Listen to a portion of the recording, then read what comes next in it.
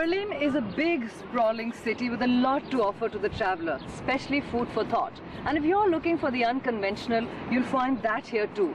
It's a city that young artists flock to, and a city that seems to have a lot of space for everything and everyone. Berlin has an avant-garde, matter-of-fact spirit, and it's inexpensive. Haven for young artists.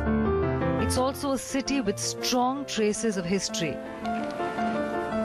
The Kurfürstendamm Church, bombed during the Second World War, with its ruins still preserved but with a new sturdy construction around it, is symbolic of a city that's trying to move on into the future without forgetting its past.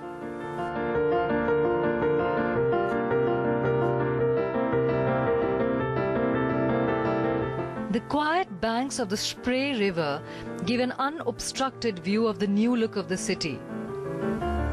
It's always a good idea to take long walks in Berlin, to get acquainted with its deserted stretches, some of its old structures and its construction sites.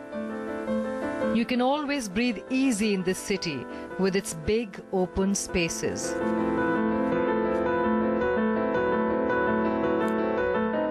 The bombing of the Second World War practically left Berlin razed to the ground. And it was after the reunification that the city was used as an urban canvas where every single well-known artist of the world left his mark on this now very impressive landscape.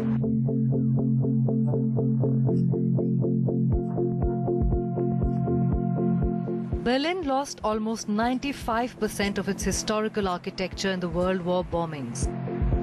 The feverish reconstruction in the last 10 to 15 years has mostly preserved the memory of the city blocks, its squares and its streets. But the buildings that fell 100 years ago have not inspired the newer ones. This architecture is very contemporary.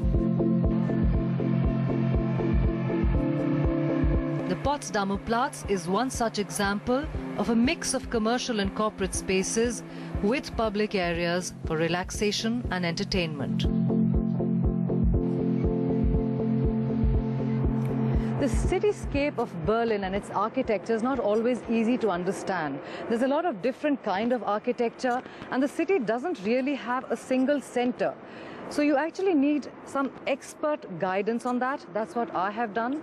I'm here with an architect who's going to tell us what is special about this spot that we are in, because there's also Potsdamer Platz, which is very well known. But you chose to bring us here. Yeah, this is the place where the government represent themselves. And what you see here are three buildings belonging to the so-called Band of the Bound, or Strip of the Bound. And when we look through the windows, we can see the government building, the Chancellery, where our Chancellor Angela Merkel has its offices. And you can also look through the building into the garden of it. So it's a very transparent east-west band of buildings. And it's the first time after the Second World War that the West German government shows power again. And in that time in the 50s, in the post-war era, they had only very modest buildings with a good reason after the dictatorship of Adolf Hitler. But now they representing a state of 82 million people, and so they show again power. And they do this with architecture. Tuba.com